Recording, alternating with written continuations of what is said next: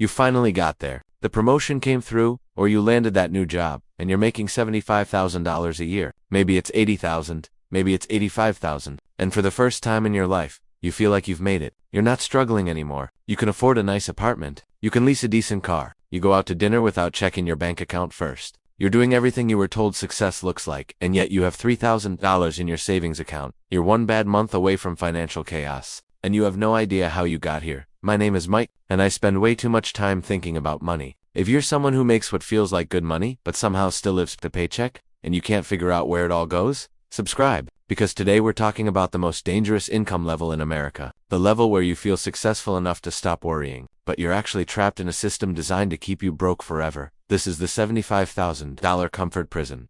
Nobody tells you this about making $75,000 a year, but it might be the worst place to be financially, and I know how that sounds. It seems crazy to say it's bad to make $75,000, but I'm not saying it's bad. I'm saying it's dangerous. And the reason comes down to how human psychology works with money at different income levels. When you're making $35,000 or $40,000 a year, you're broke. There's no illusion about it. You're very aware that you need to be careful with money. You're probably living with roommates, driving an old car, and you're conscious of every dollar because you have to be. You're uncomfortable, but you're also aware. And that awareness is actually powerful because it keeps you making smart decisions by default.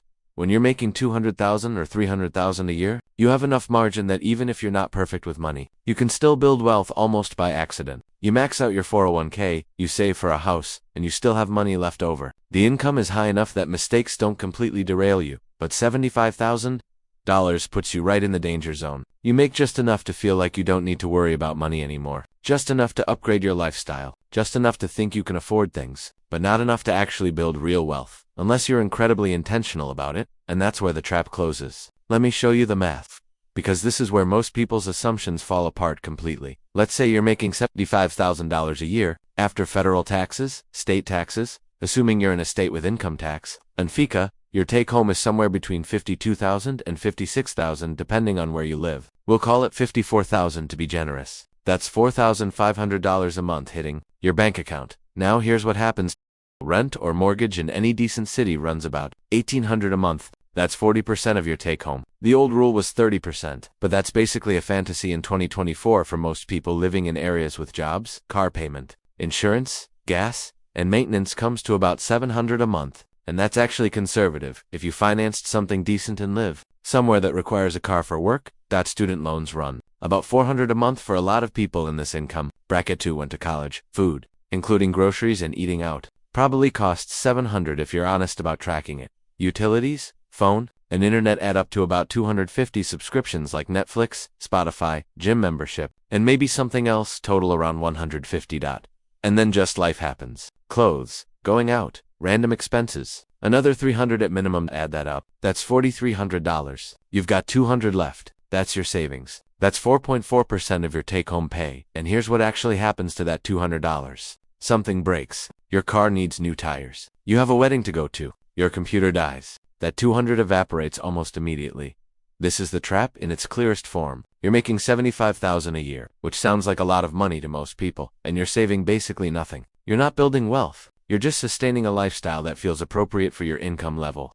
The math gets even more brutal when you compare different approaches over time. Let me show you 3 different people over 20 years, and this comparison reveals something that most people never realize until it's too late. Person A makes $75,000 a year and saves 5% of their gross income. That's $3,750 a year. They invested in a basic index fund averaging 7% returns, which is actually below the historical average of the S&P 500. After 20 years, they have about $154,000. Person B makes $75,000 a year but saves 20% of their gross income. That's $15,000 a year into the same investments with the same returns. After 20 years, they have about $615,000. You might think 4 times the savings rate equals 4 times the result, but it's actually more than that because compound interest multiplies the difference. The math becomes exponential, not linear. But here's the part that changes everything. Let's add person C to this comparison. Person C makes only $50,000 a year, but they also save 20% of their income. That's $10,000 a year invested the same way. After 20 years, they have about $410,000. Think about what that means. The person making $50,000 and saving 20% ends up with nearly triple the wealth of the person making $75,000 and saving 5%.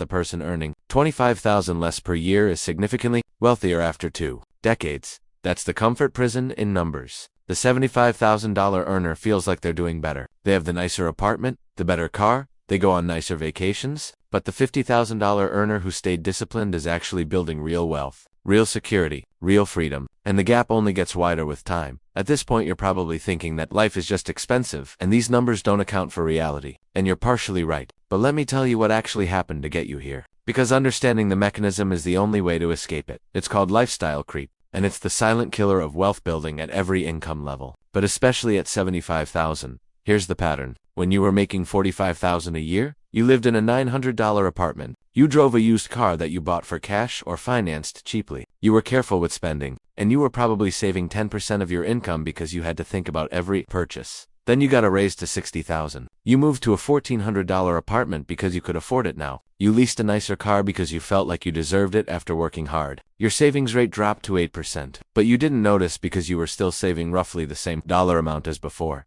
Then you got to $75,000. You upgraded again. $1,800 apartment. Newer car with a higher payment? You started eating out more without thinking about it. Shopping without guilt? Your savings rate dropped to 5%, and now you're actually saving less money in absolute terms, despite making 7% more than you did 5 years ago. This is how the trap works. Your income went up substantially, but your wealth didn't grow at all. Your lifestyle absorbed every single dollar of those increases. And here's the psychology behind why this happens so consistently. Every time you got a raise, you felt like you earned the right to spend more. And in some sense you did. But nobody told you that the difference between financial security and financial stress isn't your income level. It's the gap between your income and your spending. And most people at $75,000 have almost no gap at all. We need to talk about the word affordable for a minute, because this word is quietly destroying financial futures across the country. When you're making $75,000, a $35,000 car feels affordable. The bank will approve you without hesitation. The monthly payment is only $600 or $700. You can afford it based on the approval and the payment structure. But here's what affordable actually means in financial terms. It means you can make the monthly payments without your account going negative. That's the only thing it measures. It doesn't mean it's a good financial decision. It doesn't mean you're building wealth. It just means you can sustain the payment without immediate crisis. And this is where the trap becomes truly insidious. When you're making $75,000, almost everything feels affordable by this definition. That $1,800 apartment is affordable. That car payment is affordable. Those subscriptions are affordable. Eating out 3 times a week is affordable, and they are affordable individually. But collectively, they're keeping you poor. Because every dollar you spend on affordable lifestyle is a dollar. That's not compounding for your future. And compound interest doesn't care about what you could afford. It only cares about what you actually invested. Let me make this concrete with real numbers. That car payment of $600 a month over 6 years means you'll pay $43,200 for a car that's now worth maybe $20,000. You lost $23,200 in value. And that's not even counting interest if you financed it at typical rates. But let's say instead, you bought a reliable used car for $15,000 cash. You'd have an extra $500 a month to invest. Over those same 6 years, at 7% returns, that's about $44,000 in your investment account. The difference between these two decisions, the affordable new car versus the strategic used car, is nearly $70,000 in your net worth after just 6 years. That's not a small difference. That's a life-changing difference. And nobody explained this to you when you were sitting in that dealership signing papers for a lease that felt perfectly affordable. Here's another factor that makes $75,000 particularly dangerous. You're now paying taxes like you're rich, but you're not actually rich. Remember, your take-home is only about 72% of your gross income. You're in the 22% federal tax bracket for a significant chunk of your income. Add state taxes, and you're easily losing 30% or more of every dollar to taxes before you even see it. But you don't have the tax advantages that actually wealthy people have. You're not getting passive income from investments that's taxed at lower capital gains rates. You're not writing off business expenses. You're not doing tax loss harvesting on a large portfolio. You don't have access to the sophisticated tax strategies that high net worth individuals use. You're in the worst of both worlds. High enough taxes to hurt, not enough wealth to optimize around them.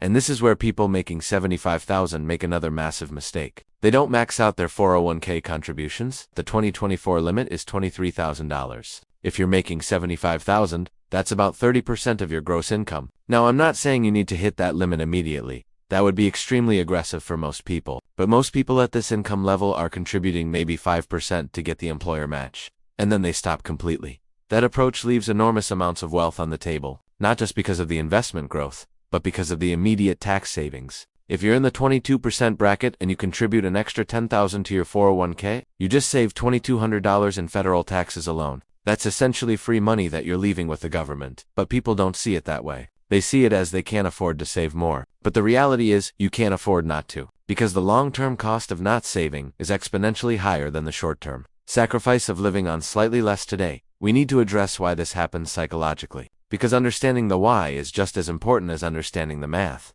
When you're making $75,000, something changes in your social circle. You start hanging out with other people who make similar money or more. You go to dinners at nicer restaurants. You take trips together. You see what they're driving and where they're living. And here's where the trap tightens. Everyone around you is playing the same game. Everyone's spending at the edge of what they make. Everyone has the nice apartment and the car payment and the weekend trips, so it feels normal. It feels like what you're supposed to do at this income level. It feels like the natural and expected lifestyle. But here's what you don't see. You don't see their bank accounts. You don't see that most of them have less than $5,000 saved. You don't see the credit card debt. You don't see that they're just as stressed about money as they were when they made half as much. This is the phenomenon called keeping up with the Joneses, and it's been destroying wealth for generations. But it's particularly dangerous at $75,000 because, at this income level, you can actually sustain the lifestyle. You're not going into debt necessarily, you're just not building wealth. And then 10 years go by, and you look around and realize you're not any more financially secure than you were when you were making $45,000. You just have nicer stuff that will eventually wear out or need to be replaced.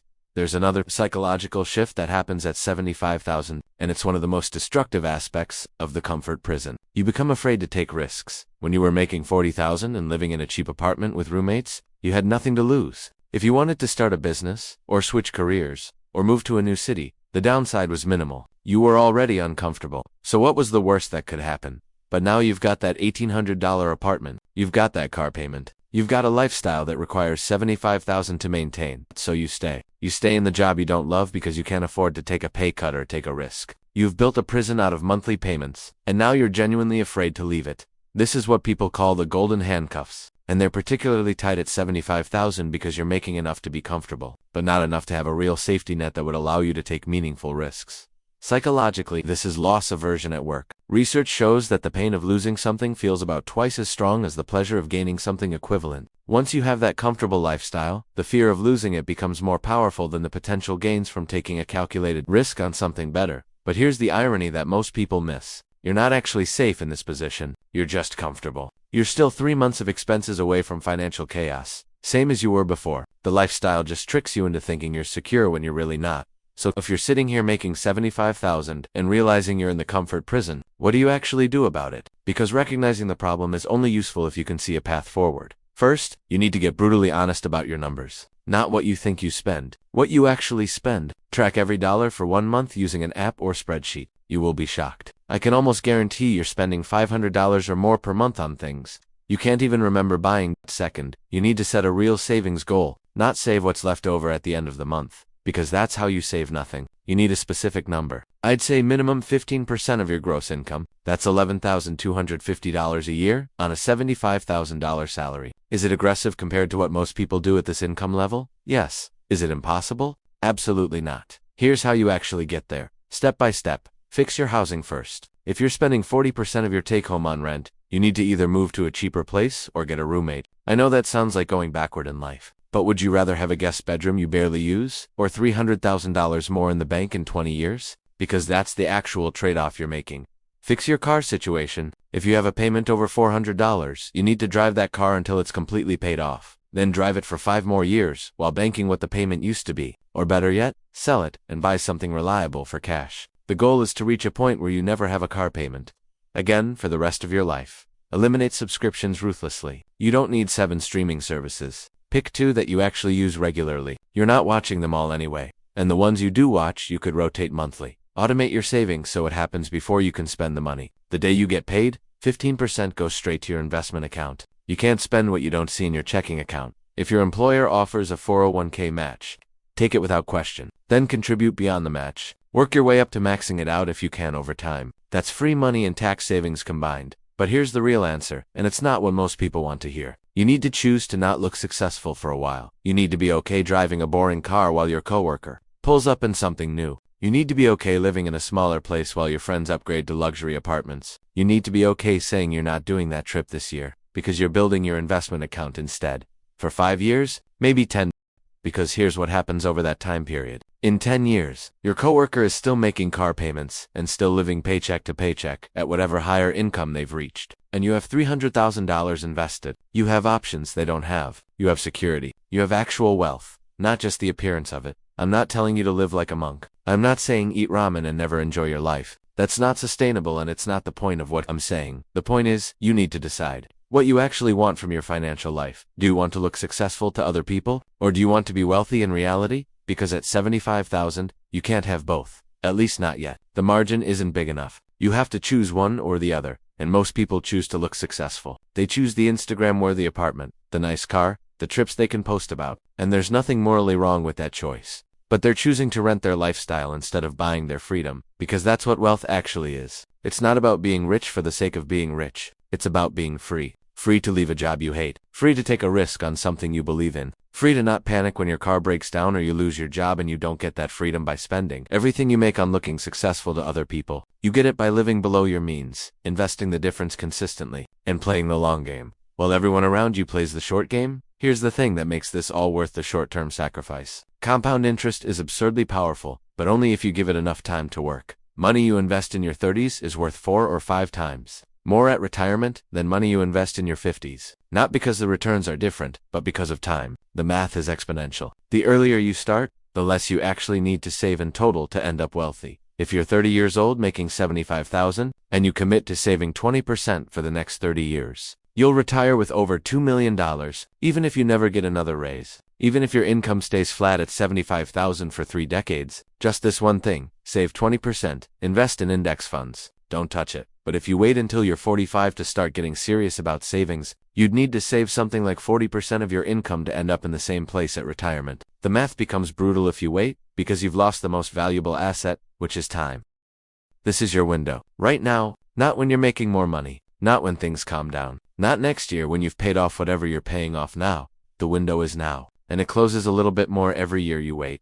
The $75,000 comfort prison is real, and most people live their entire careers inside it. They make what feels like good money. They live what looks like a good life from the outside. And they never build actual wealth, because they confused income with wealth. They confused looking successful with being financially secure. They thought that earning more automatically meant they were doing better financially, and 20 years go by, and they're still stressed about money. Still living paycheck to paycheck, just at a higher dollar amount. Still one emergency away from chaos. Still trapped. Don't be that person. You're making enough to build real wealth if you're intentional about it. You just have to be willing to live like you're not wealthy yet, for a while you build the foundation that actually gives you freedom later. Because here's the secret that most people never figure out. The people who look rich usually aren't.